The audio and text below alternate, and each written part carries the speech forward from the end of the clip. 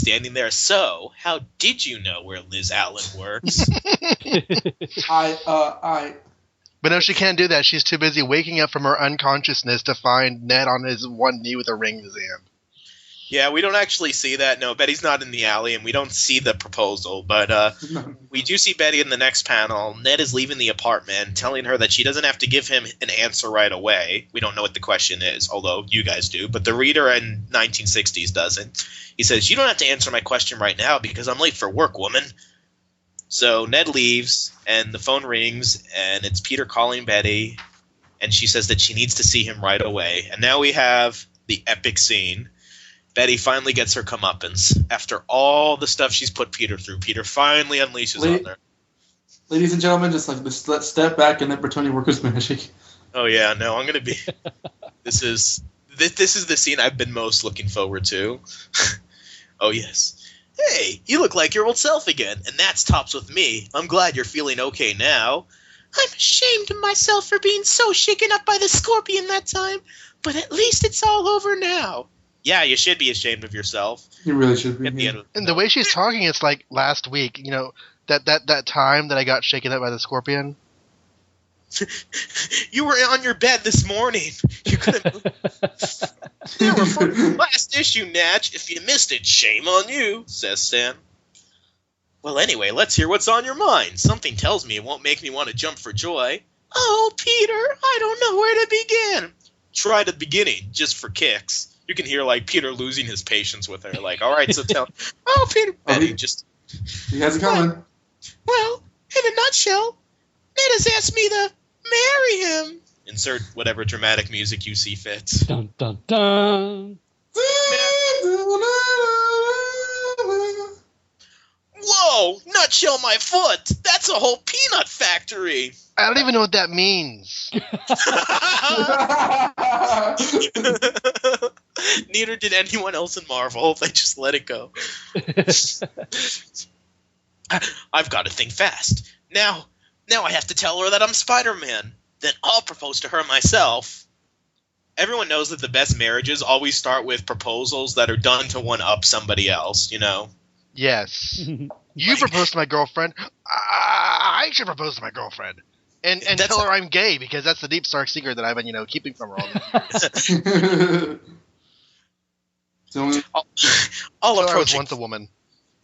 I'll approach it casually. Don't want to shock her too much. Yeah, because, telling her your Spider-Man's going to work. She was just in a coma because she saw the scorpion, so...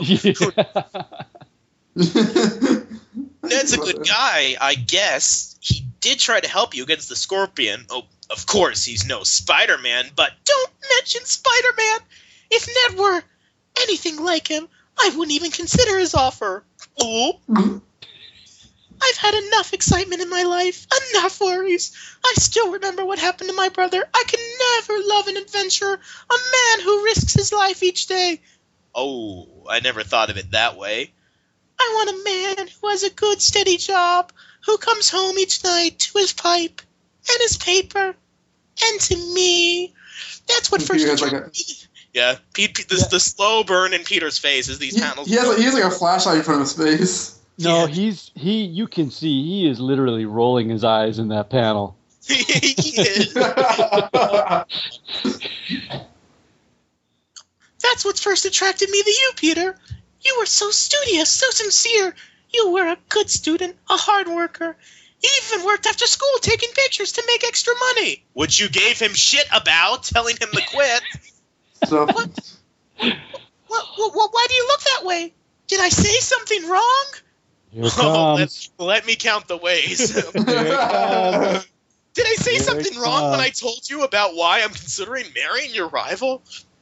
No, you didn't say anything wrong. Not a thing. I get the picture. Ned Leeds is the guy for you. I guess it was always him. He's just what you want, a plain, hard-working average Joe. Well, goody for both of you. Go ahead and marry him. You probably deserve each other. What difference does it make to me?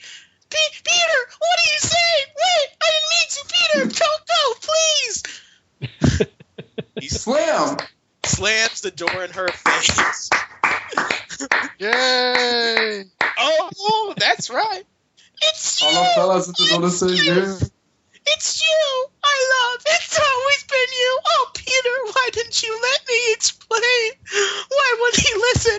What is it that always stands between us? The one secret he keeps locked up within him. The secret he never shares or talks about. You bitch. You're blaming this on his secrets. You invited him over to your house, said, another man wants to marry me, and I think he's pretty awesome. Are you mad about this?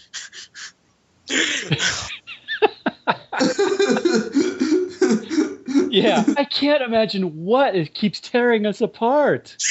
Maybe it's your craziness, lady. After these messages, we'll be right back. Hey listeners, Betty Brant here. My husband Ned used to be at work all the time and never home with his pipe, his paper, and me like he was supposed to be. This was not how our marriage was supposed to work.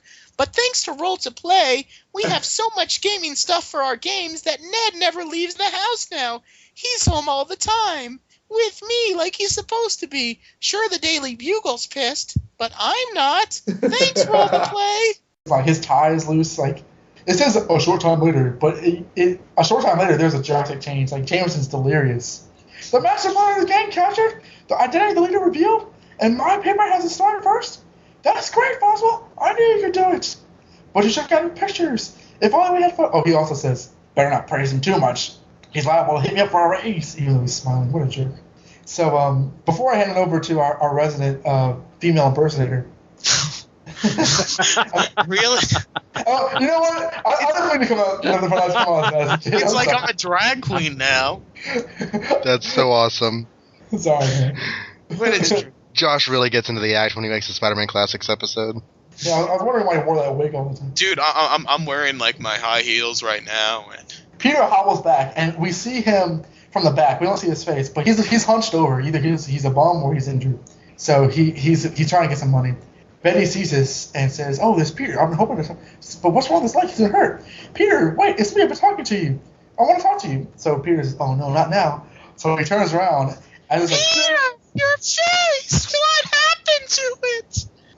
Nothing much. I just had a tough time getting Zoom set of photos for Jameson. Sometimes a guy's luck just runs out, I guess. It's like, there's no it's like federal case. Her hands are like. What? She is seriously going into conniption fits over this. He's got a Band-Aid on his face. Oh. Imagine if she ever saw like a murder victim. Selling photos is important to me. I need the extra money. And if I get slapped around a bit once in a while, well, it's part of the job. I'm not complaining, and I'm not quitting my work either. And